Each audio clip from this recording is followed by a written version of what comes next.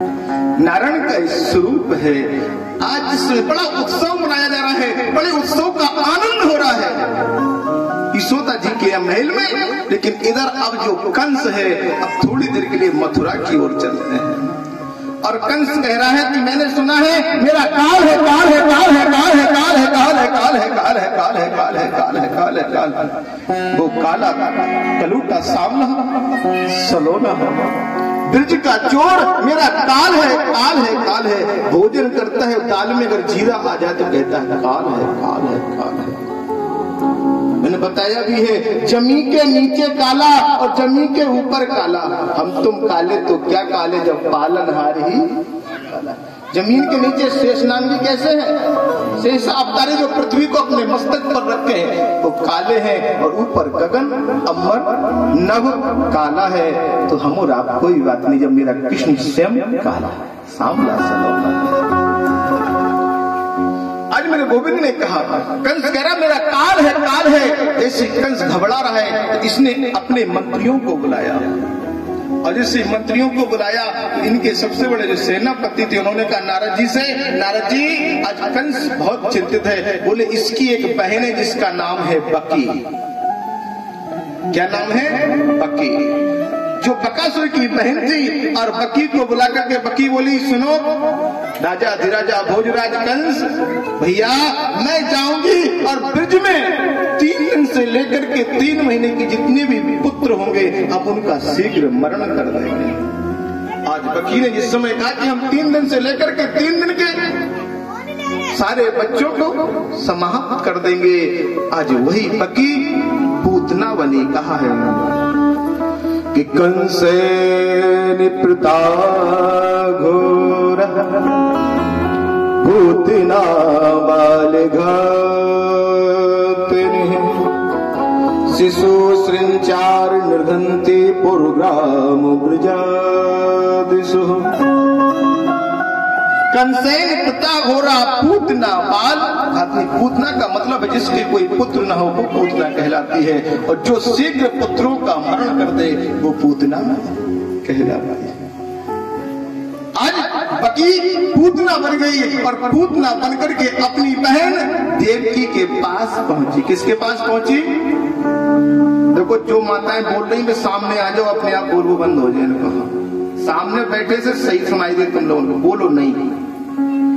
कछु माताओं की आदत होती है, एक चीज हमें याद आ गई, लोगों को बुरा लगे तो हम पहले माफी मांग लेते। एक जगह हम कथा कह रहे थे कोटा के पास, जिला कोटा आप लोगों ने सुना होगा, और वहां कथा कह रहे थे कछु माताएं थी जितनी चश्मा लगाए बैठी, बता रही हो नहीं तुम? हाँ हाँ, ऐसी उम्र इनकी 60-65 साल की उम्र है।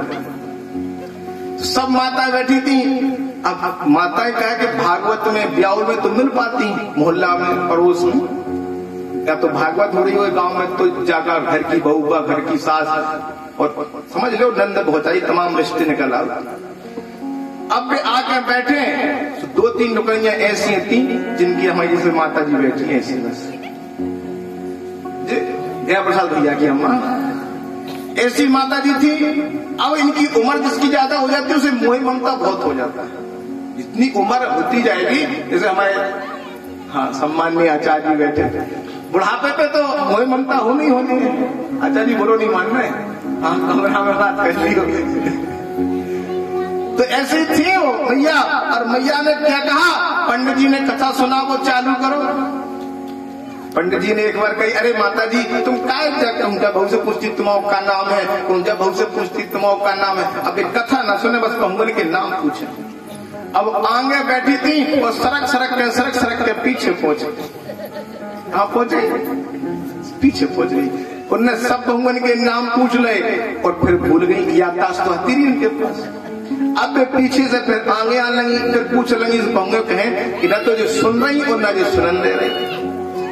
भाई मन लगा के अगर कथा सुन रहा हुए और पड़ोसी कहे ऐसी नहीं ऐसी बात, ऐसी नहीं ऐसी बात, तो माता जी फिर आगे से पीछे और पीछे से फिर आगे आ रही। तो एक बहुत कछु गर्म स्वभाव के थी, वो जब बोली माता जी जब बताओ, जब तुम्हें याद नहीं रहता तो तुम बार बार पूछ खा रहे हैं, हमें क्या बताओ तुम पहले? तुम यहाँ अपना कल्याण कराने आई हो कि हमें नरक में डालने आई हो? सासू कछु गरम थी, सासू अच्छा। अब जैसी भी लड़न लगी सो पंडित जी को शर्म आ गई, बोले मैया ऐसो मत करो, जब धर्म में तुम काय लड़ रहे हैं। बोले धर्म में लड़े और मर गए तो भगवान के धाम सीधे चले जाए, हमने जो बहुत अच्छा रास्ता ढूंढा तो जहाँ से बड़ो रास्ता नहीं है तो वाला है। बोले महाराज अगर हम भागवत कथा में लड़के मर गए हैं तो सीधे गोविंद की प्राप्ति होगी, जहाँ से हम बार बार लड़ रहे कोनो बहु उठा के पटक दे हम गोविंद आए। हत्या सब तुम सब दिन ना करियो। हाँ सासत तो जाई चाहती उनकी तो जा ही रही उम्र, लेकिन तुम काऊ को पाप न लगे। ऐसे है, ऐसे आप लोग थोड़ा देखो, आप लोग आपस में बात करती, हमारे ऊपर फर्क नहीं पड़ता, लेकिन जो ठाकुर जी हमारे बैठे ना, जो कथा मन से सुन रहे कि जहाँ जहाँ राम कथा होती है ना, वहाँ हनुमान जी महाराज की ध्वजा पे बैठ कर कथा सुनते हैं। वो देखते हैं कि जिधर को बहु कथा नहीं सुन रही न सुनन दे रही, जहाँ से ध्यान लगाओ, मन लगा कर कथा सुनो। मेरे गोविंद ने बड़े भक्ति भाव से कहा, कंस की बहन पूतना, और पूतना पहुंची देवकी के पास। क्यों पहुंची? कि अगर वो कन्हैया ब्रह्म है, ध्यान देना, कन्हैया अगर ब्रह्म है तो हमारा वध कर देगा, और अगर वो शिशु है तो हम उसका शीघ्र मरण कर देंगे। लेकिन कन्हैया को पहचानेंगे कैसे? तो देवकी के पास पहुंची, क्योंकि देवकी का लाल है और देवकी का कोई संदेश पोस्ट मास्टर बनकर के जा रही है पूतना। बोले देवकी का अगर हम कोई संदेश लेकर के जाएंगे तो कन्हैया हमें मौसी बना लेगा। माँ मरे मौसी दिए सो मौसी को, यहाँ तो दो जनी बैठी बोलो रात में। पूतना ने तुरंत स्वभाव बना लिया, बोले हमें तो जाना है। बोले जाना है? बोले हाँ। देवकी से क्या कहा? देवकी मुझे कोई संदेश दे दो। तो देवकी ने एक सुंदर सा लेखन दे दिया है पूतना को। तभी तो भागवत में बताया गया, इतना बड़ा 84 कोस में ब्रिज, पूतना किसी भी बालक के पास जा सकती थी, किसी भी नगर में जा सकती थी, गोकुल, बरसाना, नंदगांव, दाऊदी, कोसी, मथुरा कहीं भी जा सकती थी, लेकिन नहीं गई। कहाँ पहुंची? जहाँ सीधा नंद का महल है। क्यों? क्योंकि देवकी ने संदेश दे दिया है, देवकी ने रास्ता बता दिया। बहन अगर कन्हैया से मिलना है तो उसके लिए सीधा रास्ता है। अगर सच्चा गुरु, सच्ची बहन, सच्चा भाई, सच्चा पिता अगर रास्ता बता देता है तो परमात्मा की प्राप्ति हो जाती है, परमात्मा की प्राप्ति हो जाती है। देवकी ने क्या संदेश दिया कि पंख जो होते मैं उड़ जाती और नंद बाबा के द्वार उमड़ उमड़ मेरे जीरा बहे दूध की धार लाल मेरे रोते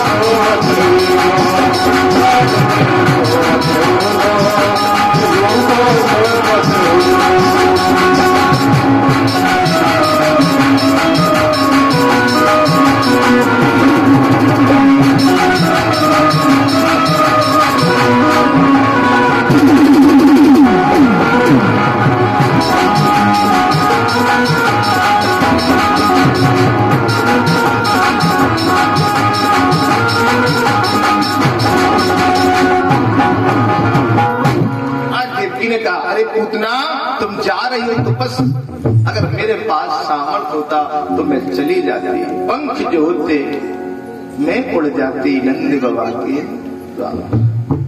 उमड़ उमड़ मेरो जीरा आवे बहे दूध की धार, लाल मेरो रोगत होएगो।